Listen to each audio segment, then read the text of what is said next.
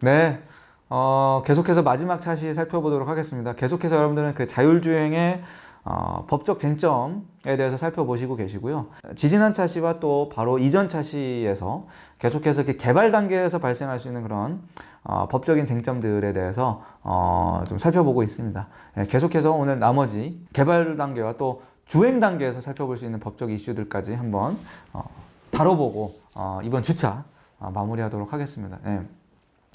그래서 지금 개발 단계에서의 쟁점들에 대해서 어느 정도 여러분들 파악이 되셨나요? 너무 법률적인 내용들만 제가 설명을 드리다 보니까 여러분들 뭐 머리가 아프실 수도 있지 않을까 생각이 되는데, 어쨌든 우리가 개발 단계 쟁점에서 마무리를 하는 차원에서 일단 개발 단계에서 우리가 향후 그렇다라고 하면은 조금 더 개발 단계에서 이런 기업들의 상용화가 촉진될 수 있고 어떤 실험 환경이 더 자유로울 수도 있게끔 하는 그런 어떤 나아가야 할 방향이라는 것이 그럼 어떤 것들이 있을까요?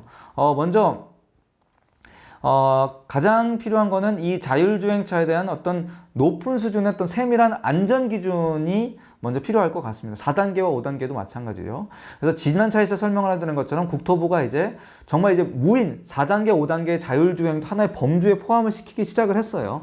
그렇다고 한다면 그러면 이제 이런 4단계, 5단계 고도화된 자율주행은 어떠한 환경에서 어떻게 어떠한 기준에 맞춰서 테스트가 이루어져야 할 것인가에 대한 그런 높은 수준의 또 세밀한 안전기준 가이드라인도 사실은 또 필요한 부분이 될 것 같습니다. 그렇죠? 그리고 또 끊임없이 어쨌든 정부와 관련 업체가 이런 기술 개발의 현황을 공유하고 서로 피드백을 해서 또 기업은 정부에게 또 법적으로 어떠한 부분들이 좀 개선이 되었으면 좋겠는지, 또 정부의 입장에서는 기업들이 또 이 테스트를 함에 있어서 또 어떠한 부분을 유념해야 되는지에 대한 의견을 서로 간에 수렴을 하는 그런 절차들도 아마 필요하지 않을까 생각이 됩니다. 그리고 뭐 기술 개발 단계별 안전 기준에 대한 논의도 필요하겠고요. 근데 문제는 이제 안전 기준을 논의하는 것도 중요하지만 이런 안전 기준을 개발하기 위한 또 전담 기관도 아마 또 필요할지 모르겠습니다. 그럼 전담 기관에 대한 지정의 필요성도 한번 고민을 해볼 필요가 있을 것 같고요. 그리고 기업이 어쨌든 이런 연구나 시험이나 평가 등을 지원을 하는데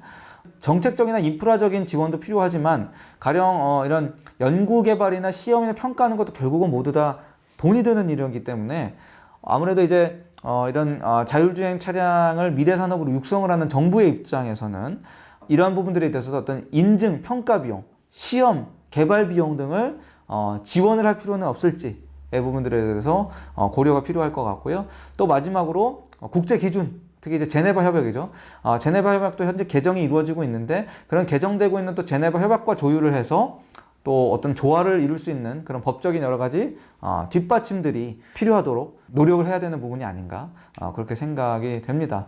근데 이제 기본적으로는 사실은 또 국토부와 또 여러 가지 소관부처들이 이런 법적인 제도들을 잘 정비를 해야겠지만 아무래도 이런 부분들도 사실은 큰 틀에서는 고민을 좀 했으면 하는 것이 어쨌든 우리 대한민국은 주로 이제 규제 방식이 이제 포지티브 규제입니다. 그러니까 포지티브 규제라는 건 뭐냐면 법적으로 허용한 것이 아니면 다 안 되는 거거든요.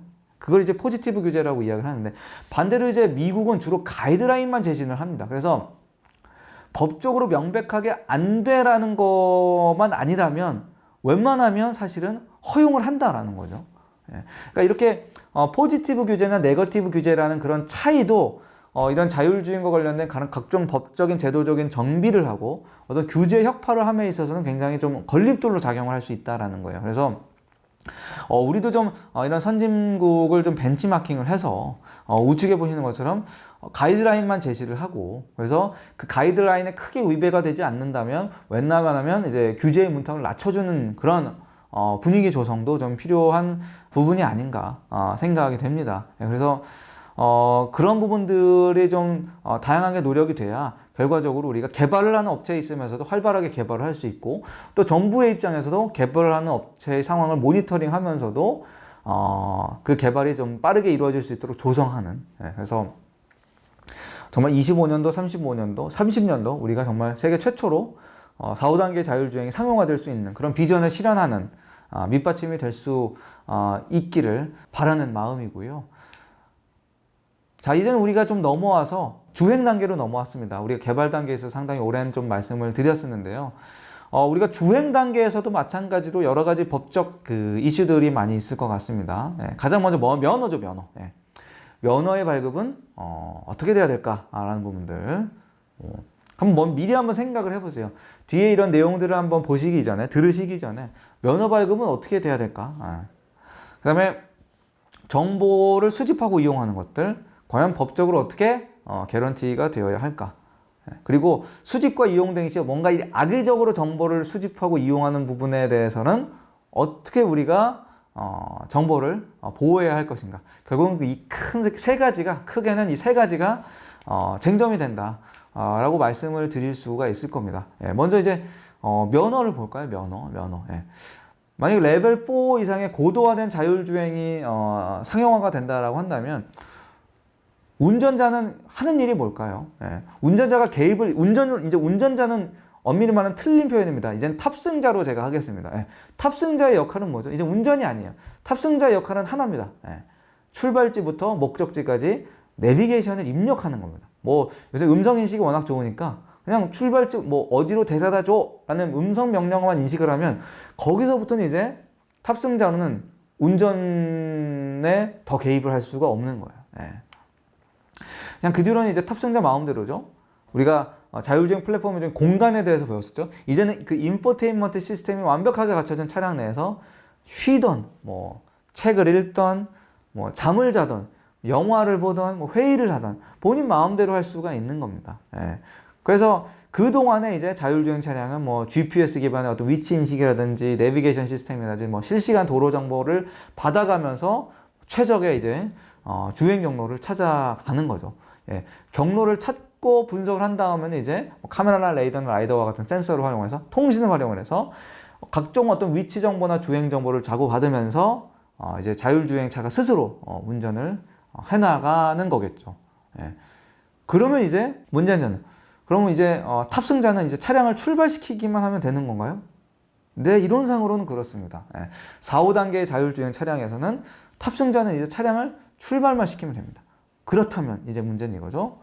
면허는 이제 그러면 발급할 필요가 없는 거냐라는 도전적인 질문에 대한 답을 찾아가는 것이 이번 차시 수업의 과제가 되는 거겠죠. 어떻습니까? 일단은 그 현행법상에서는 운전면허를 어떻게 발급을 하고 있는지 볼까요? 도로교통, 뭐 너무나 잘 알고 계시겠지만 도로교통법상에서 규정하고 있는 건 어떻습니까? 80조를 볼까요? 자동차 등을 운전을 하려는 사람은 지방경찰청장으로부터 운전면허를 받아야 합니다. 바로 이거죠. 운전자는 면허를 받아야 된다라는 거예요. 그래서 이제 심지어는 이 규정도 있습니다. 무면허 운전 금지. 운전자는 면허를 받아야 되고 면허를 받지 않거나 그리고 갱신을 하지 않아서 운전면허의 유효기간, 효력이 정지된 경우에는 어떻게? 운전을 하면 안 된다라는 거예요. 그러니까 사실상 뭐죠? 현행법상 운전면허는 도로교통법상이라면 도로교통법에 따르면 모든 자동차의 운전을 위해서는 뭐가 필요하다? 면허가 필요하다. 누가? 운전자가 필요하다라는 그런 이야기가 되겠죠. 그리고 심지어 그 운전자의 결격 사유까지 이렇게 상세하게 정하고 있어요. 18세 미만은 안 되죠. 위험과 장애를 일으킬 수 있는 정신질환자는 안 됩니다. 그 다음에 듣지 못하는 사람도 안 되고요. 팔꿈치 관절 이상을 잃은 사람이나 팔을 전혀 쓸 수 없는 사람도 안 됩니다. 그리고 마약, 알코올 중독자도 당연히 이용을 할 수가 없고요. 기타 여러 가지 상황들에 대해서 결국은 이 두 가지를 요약을 하면 즉 80조와 43조, 82조에 나온 내용들을 이제 모두 요약을 하게 되면 특별한 심사 절차를 통과하고 결격 사유가 없는 면허증을 발급받은 사람만이 운전을 할 수 있다라는 얘기죠. 이 이야기는 역시 도로교통법상 일단은 현재 자율주행과 관련된 면허 시스템은 전혀 당연히 반영이 안 되어 있다라는 거예요.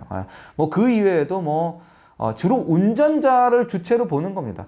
당연히 운전자가 운전의 주체고 면허를 발급받는 사람도 운전의 주체일 수밖에 없는 것이 여기 93조와 82조를 보더라도 도주, 음주 등으로 관련 법규를 위반한 경우 면허를 취소 정지한다. 외국 면허증은 운전면허 시험증은 면제한다.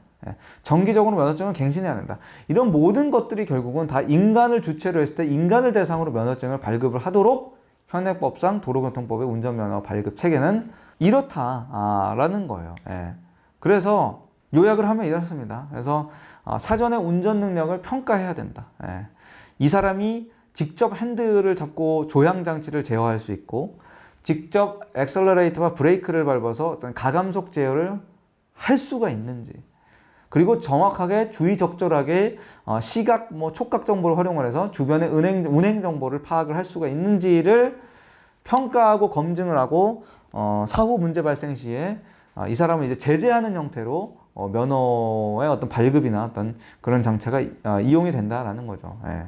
그러니까 결국은 이 모든 것의 어떤 전제는 자동차는 자격이 없는 사람이 몰기에는 너무나 위험한 교통수단이기 때문에 반드시 어떤 일정 수단의 결격 사유가 없는 자격을 갖춘 운전자에 의해서 제어된다라는 전제하에 사실은 현행법상 운전면허가 이렇게 이루어지고 있다. 그렇기 때문에 여러분들 어때요? 예. 다행히 현행법상 운전면허 개정이 필요할 수밖에 없는 그런 상황이 되는 겁니다. 아시겠지만 레벨 4 이상에서의 자율주행 차에서는 운전의 주체는 인간이 더 이상 아닙니다. 그럼 어떤가요, 여러분? 지금의 면허 제도를 그러면 취소해야 되나요? 제가 먼저 질문을 드릴게요. 지금의 면허 제도 취소해야 됩니까? 그렇다라고 한다면 이렇게 말씀을 드려야 될 것 같은데요. 어쨌든 운전면허 제도의 목적은 뭡니까? 운전면허 제도의 목적은 단순히 어떤 자격을 갖춘 사람한테 면허를 준다 하지만 크게 보면 그런 이유는 뭐예요? 그러니까 자격이 없는 사람은 운전을 못하게 하는 이유는 뭔가요? 다 자동차로부터 발생할 수 있는 어떤 사고로부터 국민의 생명과 재산을 보호하는 거죠. 자동차의 안전을 통해서 국민의 생명과 재산을 보호해야 한다는 것이 사실은 이 운전면허 제도의 주 목적입니다. 그렇다고 하면 자율주행 자동차라고 해서 인간이 운전을 하지 않는 자동차라고 해서 국민의 생명과 재산을 보호하지 않아도 되나요? 그렇지는 않거든요. 그러니까 국민의 생명과 재산을 보호한다는 그 목적을 생각하면 법을 없앤다라기보다는 자율주행 시대에 맞게 법을 변화를 주는 것이 아마 맞는 방향이 아닌가라는 것이 이제 대부분의 우리 전문가 여러분들의 생각이 되는 것 같습니다. 그러면 이거죠. 면허를 그럼 바꿔야 된다면 면허를 그럼 누구한테 줘야 되나요? 자율주행 시대한테 누구한테 줘야 되죠?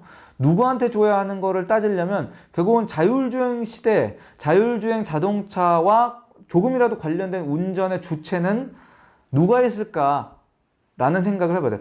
이 운전과 관련된 주체를 총망라하는 작업부터 한번 시작을 해볼 필요가 있을 것 같아요. 첫 번째는 먼저 자동차 제조사입니다. 제조사. 왜냐? 결국은 자율주행 자동차, 인간이라는 존재를 운전으로부터 배제한 그 1차적인 그 대상이 누구죠? 제조사죠. ICT 기술과 물리적인 기계 장치를 제작을 한 이 자율주행 자동차가 굴러가게끔 한 제조사의 1차적인 책임이 있습니다. 아니면 그 자동차 자체인가요? 그렇죠. 어떻게 보면 자동차가 이제 하나의 기계가 되는 거잖아요. 자동차가 하나의 뇌를 보유한 기계가 되기 때문에 그럼 자동차 운전의 주체가 제조사가 아니라 제조사의 결과물로 탄생한 자동차가 될 수도 있겠어요. 아니면 자율주행을 할 수 있게 하는 그 핵심은 뭔가요? 데이터죠. 데이터를 바탕으로 기계가 학습을 하고 데이터를 바탕으로 기계가 똑똑해져서 이 데이터를 기반으로 자율주행을 하는 거기 때문에 그럼 이 데이터를 주고받도록 하는 그 무언가는 뭔가요? 바로 네트워크 장치죠. 그러면 이 데이터가 오고 가도록 하는 네트워크가 과연 운전의 주체인가요? 아니면 어쨌든 출발지와 도착지를 직접 입력을 하고 그 운전 상황을 모두 목격하는 탑승자인가요? 탑승자가 운전의 주체인가요? 아니면 만약에 탑승자가 차량의 실소유주가 아니라는 상황에서 그럼 차량의 실소유주인 소유자가 되는 건가요? 자동차 제조사인가요? 자동차 그 자체인가요? 아니면 네트워크인가요? 아니면 탑승자인가요? 아니면 소유자인가요? 과연 우리는 그 새로운 자율주행 시대에 법을 개정할 때는 누구에게 어떤 자격을 부여해야 할까라는 것으로 출발을 해야 돼요. 그렇기 때문에 이제 가장 먼저 살펴볼 건 뭐예요? 그러면 선진국은 어떻게 하고 있지? 그런 부분에 대한 벤치마킹에 대해서 한번 좀 출발을 해보려고 합니다. 미국은 어떻게 하고 있나요? 미국. 일단은 캘리포니아와 네바다주 같은 경우에는 시험 주행을 하는 자율주행 차에 대해서 일단 면허를 발급을 하고 있어요. 그래서 이제 네바다 같은 경우 어떻게 면허를 발급하고 있냐면 사전 테스트 외에 어떤 프리젠테이션도 하고요. 예. 또 실차 테스트를 걸쳐서 자율주행 면허를 발급을 합니다. 예. 면허를 발급을 하고 자율주행을 위한 전용 번호판까지 부여를 하고 있어요. 예. 그래서 이제 2012년도에 이제 구글이나 2013년도에 아우디가 각각 이제 ICT 업체하고 이제 자동차 업계 완성차 업체라는 최초로 이제 네바다주에서 이제 자율주행 시험 주행 면허를 획득을 한 거죠. 예. 특이한 거는 노스캐롤라이나는 뭐 앞에서 살펴보셨습니다. 운전면허 없이 면허가 아예 없어요. 예. 자율주행 자동차 운행을 가능하게끔 하도록 하고 있는 겁니다. 근데 이제 그럼에도 불구하고 여전히 사실은 3단계, 4단계, 5단계별로 누구에게 어떻게 사실은 자율주행을 어떻게 발급을 할 것인가에 대해서는 사실 아직 명확하게 가이드라인은 없는 상황인데 이와 관련해서 미국은 하나의 그 컨소시엄을 구축을 합니다. 예.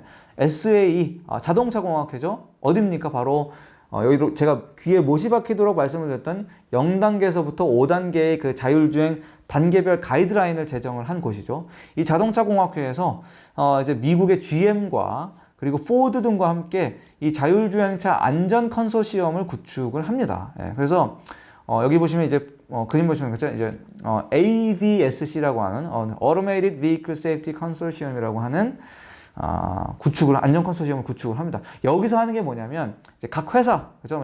GM이나 포드와 같은 이런 각 회사에서 이런 자율주행을 테스트할 때 그 케이스를 기반으로 해서 단계별로 뭐 3단계, 4단계, 5단계, 뭐 낮은 단계에서 고도화 단계의 자율주행을 위한 면허를 발급한다라고 했을 때 이 3단계, 4단계, 5단계 각각의 단계에서 면허 발급을 위한 테스트 기준은 뭐냐? 테스트 기준이라든지 뭐 누구한테 줘야 되냐 이런 기준들을 마련을 하기 위해서 이런 컨소시엄을 구축을 하고 있습니다. 선진국도 결과적으로는 고민을 이런 부분들에 대해서 완벽하게 해답을 찾고 있지는 않지만 계속해서 고민을 하고 있는 거죠.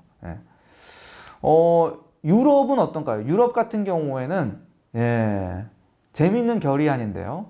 뭐냐면 2017년 1월입니다. 유럽연합의회죠. AI 로봇을 AI 로봇을 인간으로 인정하는 결의안을 채택을 합니다. 그래서 이제 보시면 뭐 몇 가지만 선고를 해드리면 뭐 인류가 전례 없이 뭐 어떤 이런 AI 구현 형태를 통해서 이런 혁신을 방해하지 않으면서도 뭐 법적인 윤리적인 함의와 효과를 고려하는 것이 이제 매우 중요한데 문제는 로봇이나 인공지능에 대해서 일반적으로 뭔가 수용할 수 있는 그런 정의를 마련을 해야 할 필요가 있다라는 거예요. 그래서 이제 결과적으로 인공지능의 발전은 인간의 보살핌과 동반자 관계 영역에서 살펴야 한다. 그리고 또 개인의 존엄성과 자율성과 자기 결정을 보존하는 방식에서 이 로봇이 설계가 되어야 하면서 결과적으로 이제 AI 로봇을 전자인간으로 인정을 하기 시작한 거죠.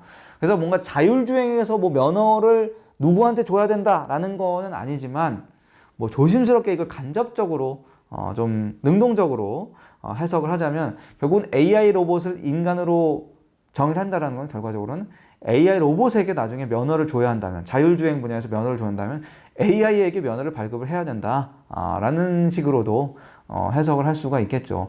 실제로 그럴 수밖에 없습니다. 4, 5단계에서는 인간이 운전을 하지 않기 때문에 운전을 하는 주체에게 인간이 아닌 다른 주체에게 사실은 면허가 발급이 돼야 되는 거죠. 다만 이제 그러한 어떤 전 세계적인 이런 어떤 주요 선진국의 흐름과는 조금 다른 경우도 있습니다. 독일이 여전히 그런 경우인데요. 독일은 독특하게 도로교통법에서 자율주행 운전자 자체를 여전히 운전자로 규정을 하고 있습니다. 운전자가 사실은 운전에 개입하는 상황이 굉장히 제한적임에도 불구하고 여전히 운전자를 자율주행의 운전 주체로 규정을 하고 있다는 거예요. 물론 5단계의 자율주행이 아닌 3단계나 4단계만을 특정을 하고 있긴 합니다. 근데 여러분 생각해보면 4단계도 사실은 인간이 거의 운전을 하지 않거든요. 그럼에도 불구하고 운전자 주체를 운전자로 규정하고 자율주행 중에서도 항상 운전자는 경계해야 된다. 주변 상황을 경계해야 되고 차량 통제권을 유지해야 한다. 굉장히 상대적으로 독일은 자율주행에 있어서도 인간을 주체로 보는 보수적인 입장을 취하고 있는 거죠. 그래서 실제 제가 못 믿으실 것 같아서 규정을 한번 발췌를 한번 해왔습니다. 독일의 도로교통법상 자율주행 자동차의 운전자 규정입니다. 예. 그래서 여기 보세요. 예. 차량을 스스로 제어하지 아니한 경우에도 차량을 스스로 제어하지 아니한 경우에도 이를 이용하는 것은 운전자에 해당을 한다라는 거예요. 예. 그래서 운전자가 책임의 주체가 된다라는 것으로 규정을 하고 있습니다. 뭐 그 외에도 뭐 마찬가지고요. 예. 그래서 이러한 부분들이 이제 독일이 어쨌든 여전히 조금 더 자율주행에 대해서는 보수적인 입장을 취하고 있기도 하다라는 걸 좀 말씀을 드리고 싶고요. 예. 뭐 중국은 어떨까요? 예. 중국도 자율주행 기술 개발에 굉장히 관심이 많습니다. 예. 중국은 이제 2018년에 자율주행을 위한 면허시험 운영 방침을 발표를 합니다. 예. 일반 차량이 아닌 자율주행 차량만을 위한 면허시험 운영 방침을 별도로 발표를 하는 거죠. 그리고 또 그 뒤에 와서 2018년 3월이죠. 예. 베이징입니다. 예. 베이징에서 자율주행차를 위한 도로주행 시험을 허가를 합니다. 예, 그래서 도로주행 시험을 허가를 하고 도로주행 시험을 통과를 하면 자율주행 테스트 면허증을 발급을 합니다. 어떻게 하냐면 보신 바와 같이 이제 테스트를 담당하는 사람이 있습니다. 그래서 실시간으로 이 자율주행 자동차가 주행을 하는 과정에서 관리 감독을 하면서 필요시에는 또 개입을 합니다. 예. 그리고 뭐 맑은 날 맑은 공기에서 500m 이상의 시약을 확보했을 때 일반적인 상황에 대해서 테스트도 하고요. 아니면 뭐 곡선 주행, 뭐 직각 방향 전환, 현로 주행, 뭐 정차 시동 등 이런 다양한 구체적인 시나리오에 대해서 이제 테스트를 하고 뭐 스쿨존에서는 뭐 감속을 하느냐. 그리고 아까 맑은 날 맑은 공기에서 테스트를 한다라고 말씀드렸는데 조금 더 가혹 조건이죠. 우천이나 폭설과 같은 이런 상황에서 특히 이제 도로가 젖었을 때 얼마나 잘 자율주행 차량이 대응을 하느냐라는 부분에 대해서 테스트를 하고 그런 주행 시험에 대해서 통과를 하게 되면 테스트 면허증을 발급을 하고요. 실제로 그래서 바이두가 중국의 바이두 업체가 베이징에서 또 첫 자율주행 테스트 면허를 획득을 하기도 합니다. 네. 이제 대한민국으로 넘어올까요? 예. 그러면은 이제 대한민국 같은 경우에는 어떻게 이제 대응을 하고 있는지를 살펴봐야 되는데 일단 대한민국은 이제 2016년도부터죠. 예, 2016년도부터 그 국토부에서 이제 자율주행을 위한 그 임시 운행 면허 허가증을 발급을 하고 있습니다. 아까 이 부분은 사실은 계속 말씀드렸던 부분인 것 같아요. 예, 자동차 관리법이라는 법적 근거에 활용을 해서 착안해서 국토부에서도 이제 자율주행과 관련된 임시운행을 허가를 하고 있고 임시운행 허가를 위한 허가증을 발급을 하고 있습니다. 예. 이런 것들이 이제 다 아무래도 이제 일반 목적을 위한 운전보다는 자율주행 차량을 위한 개발업체의 시범주행을 위한 그런 전용 제도라고 말씀을 드릴 수가 있을 것 같아요. 예, 그래서 이런 자동차 관리법에 근거해서 자동차도 어떤 기능이나 어떤 주행 등 시험을 통과한 다음에 면허를 부여를 하고 있고요. 그리고 이제 제조사는 이제 시범 운행을 하면서 뭐 이런 주요 어떤 장치라든지 어떤 기능상의 변경 사양이라든지 또 운행 과정에서 어떤 취득한 이제 각종 데이터를 국토부 장관에게 이제 보고를 하도록 되어 있습니다. 근데 이제 여러분들 뭐 보시면 알겠지만 지금 전 세계 각국별로 이런 자율주행을 위한 테스트 면허는 다 발급을 하고 있습니다. 그렇죠? 근데 이제 중요한 건 단계별로 주체가 누구고 그래서 그 단계별로 누구에게 운전면허를 부여를 해야 하고 그 운전면허를 어떻게 갱신할 거고 어떻게 효력을 발생시킬 것인지에 대한 그런 구체적인 그림들에 대해서는 사실은 아직 명확하게 제시를 하고 운영을 하고 있는 국가는 없다라는 것을 알 수가 있습니다. 다만 우리나라 같은 경우도 마찬가지입니다. 우리나라도 사실 그런 부분들에 대해서 어떤 세세한 가이드라인들에 대해서는 좀 요구를 하고 있는데요. 2017년에는 뭐 한국형 뭐 운전면허제도를 위한 그러니까 운전면허제도 현행 도로교통법상에서 하는 운전면허는 안 되기 때문에 이 운전면허제도를 어떻게 개선해야 할 것인가는 연구위원을 발족을 해서 계속 개선 방향에 대한 아이디어를 도출을 하고 있고요. 또 재미있는 건 이제 2018년에 도로교통공단에서 언론에서 이런 이야기를 합니다. 자율주행 시대에는 AI에게 면허를 좀 부여를 해야 한다라는 부분들에 대해서 강조를 하고 있습니다. 그래서 전 세계적으로 그런 공통적인 움직임은 있는 것 같습니다. 테스트 면허를 주고 있고, 근데 결론적으로는 4단계, 5단계로 가게 되면 AI가 결국 인간의 역할을 한다는 걸 인정을 하고 AI에게 면허를 부여를 하는 것이 맞다라는 것을 이제 공통적으로 좀 인지를 하고 있는 것 같습니다. 그래서 이제 우리가 향후에 이런 면허와 관련된 제도를 좀 새로운 제도를 수립을 하고 개선을 함에 있어서 좀 어떠한 부분을 이제 고려를 해야 되느냐. 레벨 5에서는 사람이 면허를 따는 것은 의미가 없기 때문에 이 부분을 이제 고민을 해야 되는 거죠. 그리고 레벨 5에서 만약에 사람이 아니라 기계한테 면허를 준다면 기계한테 어떤 시험과 어떤 테스트 조건을 통해서 면허를 줘야 하냐라는 부분들도 하나의 그 숙제가 될 수가 있을 겁니다. 과연 이 자율주행을 위한 면허를 그리고 AI에게 부여를 한다고 하면 실제 도로 테스트를 통해서 부여를 해야 하느냐라는 분들, 아니면 시뮬레이션 테스트를 통해서도 AI의 면허를 부여해야 하느냐라는 부분들이 해야 하느냐라는 부분들에 대해서 세세한 그 테스트 기준들이 마련이 되어야 할 그런 필요가 있을 겁니다. 그래서 제가 이 이야기를 드리는 이유는 제가 뭐 지지난 주에도 설명을 드렸지만 이 자율주행을 위한 개발하는 업체들이 뭐 오프라인 상에서도 이런 자율주행 학습을 위한 테스트를 할 수도 있지만 오프라인 상에서 접할 수 없는 그런 다양한 환경에 대해서 임의로 조건을 부여하고 그런 부분들에 대해 학습을 시키기 위해서는 시뮬레이션도 굉장히 중요하거든요. 그래서 말씀드렸지만 엔비디아라는 업체도 실도로에서의 어떤 학습 데이터를 축적을 하고 그걸 이제 딥러닝 알고리즘으로 분석할 수 있는 이런 여러 가지 하드웨어와 소프트웨어 플랫폼을 구축을 하기도 하지만 한편으로는 이런 모든 실제 도로에서 환경 테스트할 수 없는 이런 기상 조건들, 뭐 토질이나 어떤 다양한 임의의 어떤 갑작스러운 뭐의 출현이라든지 그런 상황에 대해서 테스트하기 위해서 시뮬레이션을 활용한 학습도 굉장히 많이 하고 있거든요. 그러니까 이 중요한 거는 이런 자율주행에게 AI에게 면허를 부여를 하는 과정에서 이런 시뮬레이션 테스트도 과연 필요한가? 그럼 시뮬레이션 테스트를 해야 한다면 시뮬레이션 테스트에 뭐 어떤 항목을 어떻게 점수를 매겨서 측정을 해야 할 것인가?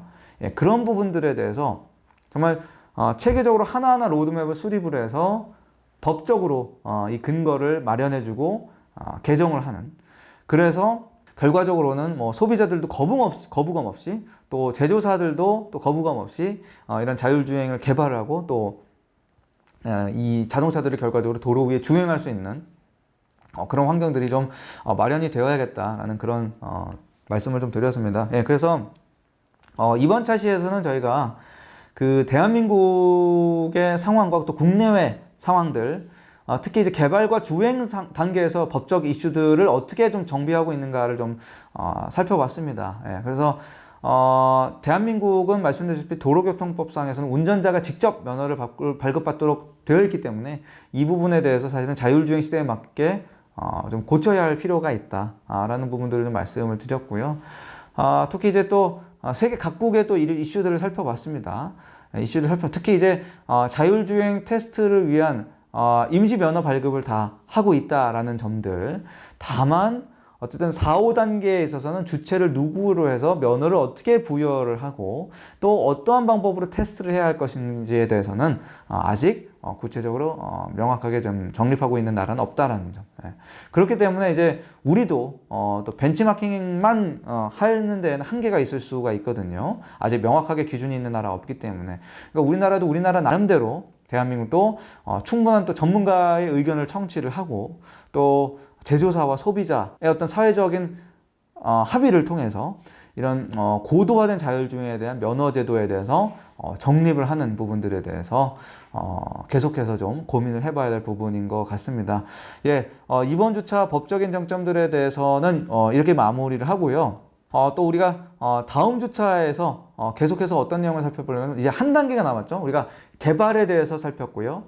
주행에 대해서 살폈고요. 또 하나 사고에 대해서 살폈습니다. 사고의 단계에 대해서 아직 살펴보지 않았습니다. 그래서 다음 주차에서는 사고 단계에서 발생할 수 있는 그런 법적인 쟁점들에 대해서 살펴보도록 하겠습니다. 네, 이번 주차 굉장히 딱딱한 내용들을 했는데 끝까지 들어주셔서 감사합니다. 고생하셨습니다.